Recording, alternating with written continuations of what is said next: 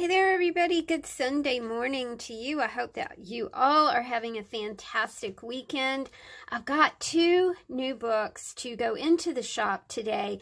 I am sorry I have been delayed in getting anything in the shop. It's been super hectic here, but I did take some time this weekend to do a lot of bookmaking, and I have just had a marvelous time doing it. Thank you guys so much for, again, supporting one of my harebrained ideas. And thank you for giving old books a new life. Because basically, when you guys purchase these books, you give them a new home. And some of them have been orphaned and homeless for quite some time. So thank you guys for adopting books. I really do appreciate it. Let me tell you the story of the Eugene Field Reader. Now, Eugene Field, this is 1905. What this book started out like, you guys, was this was the cover of the Eugene Field Reader. This was the back cover of the Eugene Field Reader. I thought that this back cover really deserved a front cover position in a book. So what I did was I sliced off the cover, made a book, sliced off the back, and made a book as well. So you can see that kind of blue spine that was on this book, you know, and you can kind of see it here. So you can see that the book, this was the front, this was the back. To me, that image was just, there's something so captivating about the way that the mother is leaning over the baby, kissing the baby, and the baby has his or her hand touching the mom's face. And to me, it just spoke. And I really did want to use that as the cover of a book. Now, when you Frankenstein stuff together like this, and this is exactly what it is, you get like these quirks, and I'll show you the quirks of the book as we proceed through them. I got to tell you about the backs. Miss Kathy, hey Kathy, sent me these book backs, and I put them in my, I have a drawer that I have like these big canvas sheets in, and, you know, just things that I have picked up here and there that I know I want to do something with, but I'm not quite sure what to do yet. So I have this drawer, and I put things like that in there. Sorry about my hands looking so bad. And it was crazy because I could see, you know, this color of this book was so iconoclastic. And then I thought, I'm never, ever going to find anything to match the back. And lo and behold, in that drawer, Miss Kathy had like a distressed piece of bookboard that was just perfect. It's like, oh my gosh, that is kind of the way things happen here. Of course, you guys know that I'm a non-consumer. I don't purchase a lot of stuff. I don't do hauls and that kind of thing. I simply don't have the resources to do things like that. So I'm always looking for ways to rescue something, right, and make something new out of something old, discarded, abandoned, remnants, whatever. So thank you, Miss Kathy, because without you, these books wouldn't have come together. So let's take a look at what we have here. I believe this book was sent to me originally by my art angel, and we are celebrating a couple of years of knowing each other. So, hey, art angel. Let me take you through here and let me show you the quirks of the book, okay? So just remember, we Frankensteined everything together. There is none of the Eugene Field Reader in this book because I've used it for other projects. I love the image of the child, and he's holding a toy soldier, and he's got a little pull toy right here. I love his little shorts. It's just such a beautiful, beautiful photograph. And I did just do a cursory cleaning on this, my friends. I did not scrub it.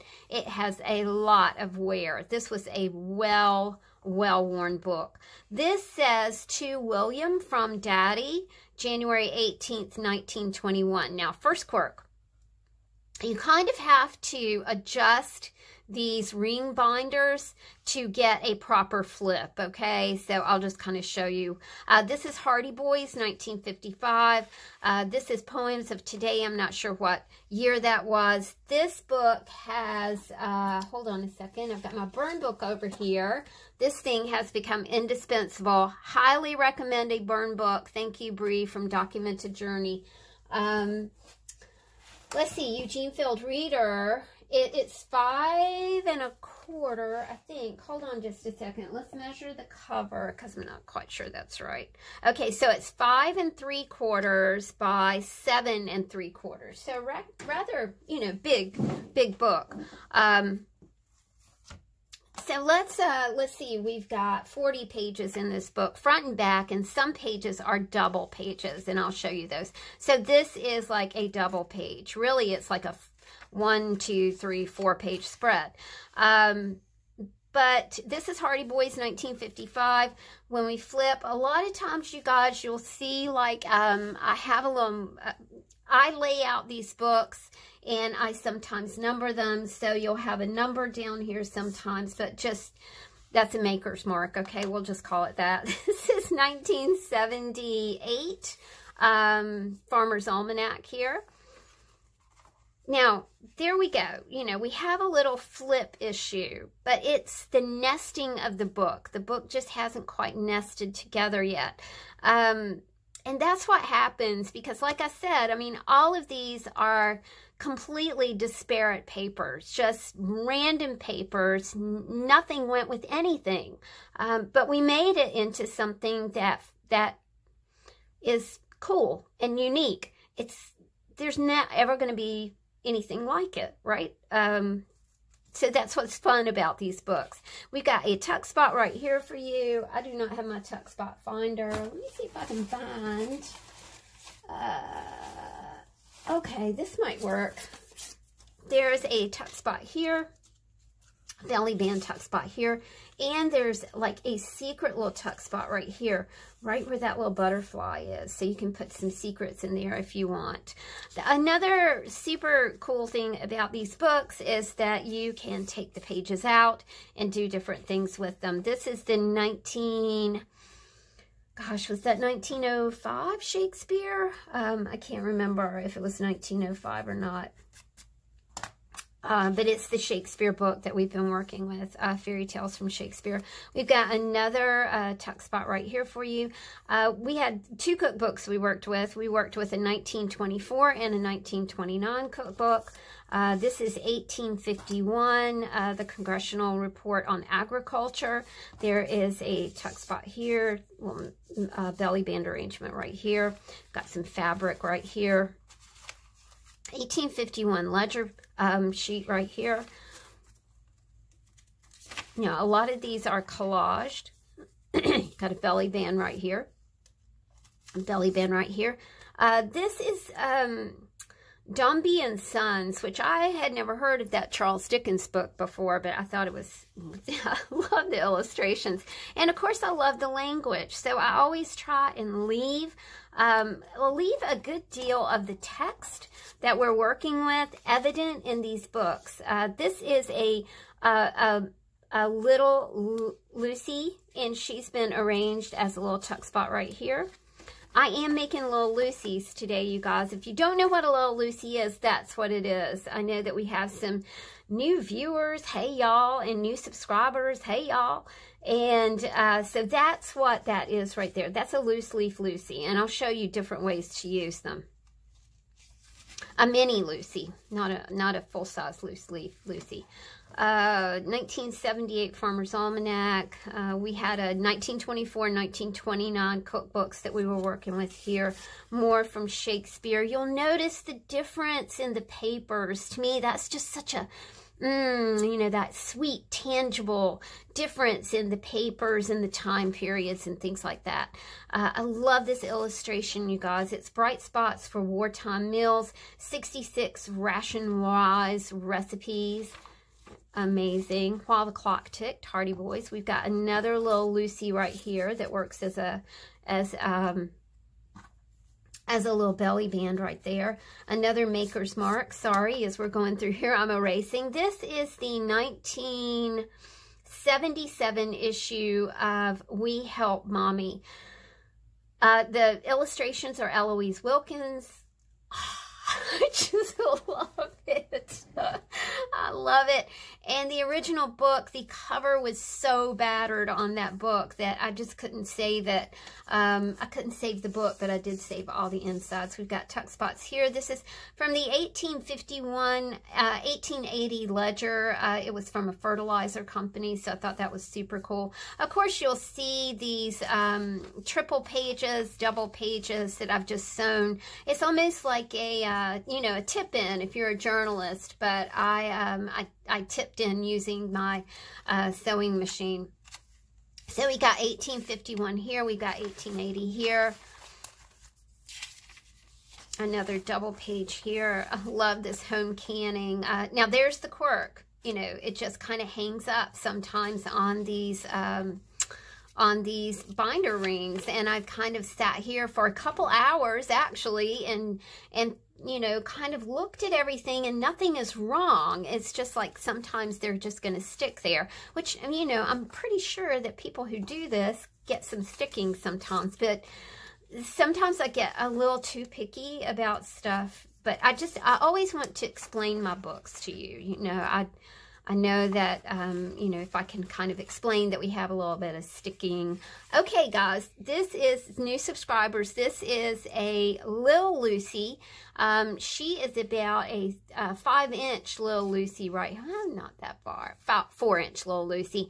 And she's been arranged as a tab on this, as a tag pull on this page. So you can see, I love the way this whole collage came out, because to me it looks like a desktop. And so it is be very careful with this, because this is 1978. This is 1880. So just be kind of cautious with that. If you put any secrets in there, there is a Lucy arranged as a tab. Love these Eloise Wilkins illustrations, are just remarkable. Okay, they're making breakfast for Daddy here, 1978 Farmer's Almanac. A little tuck spot here that's made out of a piece of art that I did from a 1911. Was that the, I can't remember, you guys.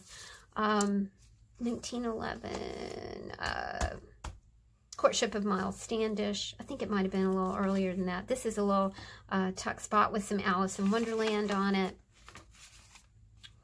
And got another tuck spot right here. Vintage hymnal, Shakespeare fairy tales. I did some stamping, collaging. I did stencil work on these pages. I did some molding paste as well. So you'll see evidence of that here.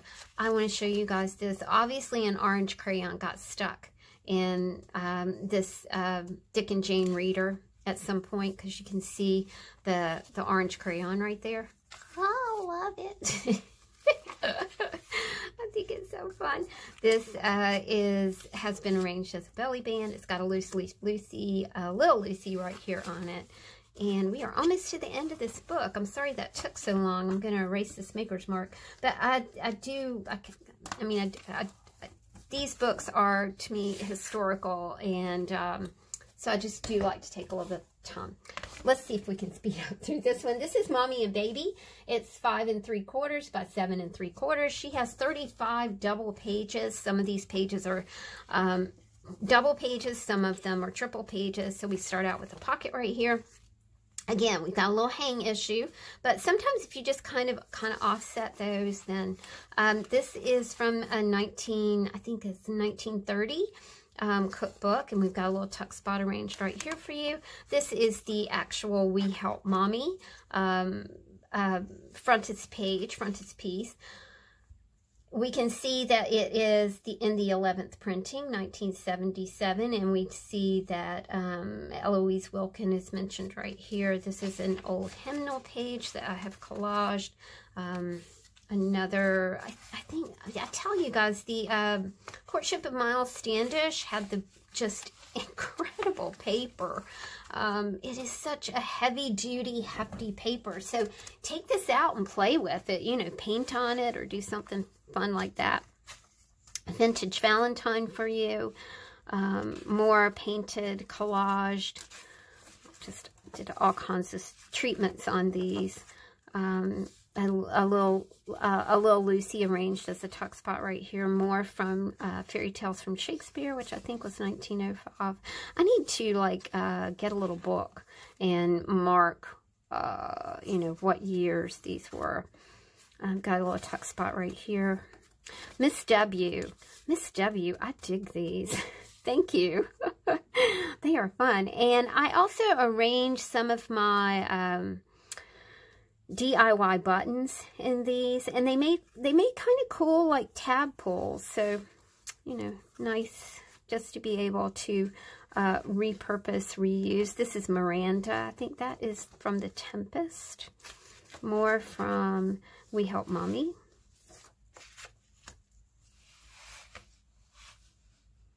And I know as these books nest, you know, they'll be a little bit easier to manage. Come spot, come and go, jump, jump, jump up spot, jump. This is from the Dick and Jane reader. I think that was 1950 something, because that's the reader I had in first grade. And we've got a little tuck spot here. There's a tuck spot right here. The Witches. Put a little tag up there for you. I love these things. Party menus. This is from Miles Standish, of course. Zion's Hill. Another Little Lucy arranged as a tuck spot right here. They're doing the laundry. So sweet. You never see anybody sitting in front of a TV. You know, they're helping their mom. I love them. They're doing lunch, and you can see how nicely everything is set for their lunch. Geez, things were nice back then, friends. This is from another, this is an ABC book.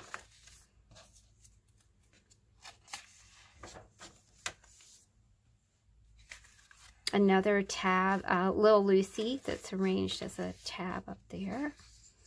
A little bit of stamping, collaging. I really got into the stamping on this one. Love to do that. And the last page features some Japanese, actually this is from a math book from Japan. So there we go, my friends. A couple new journals to go in the shop today. Thanks for listening to me babble about the Frankensteining of books together and how they're reborn and how they get a new home with you guys. I really do appreciate you adopting so many of my things. Thank you guys for watching, and I will talk to you soon. Take care, friends. Bye.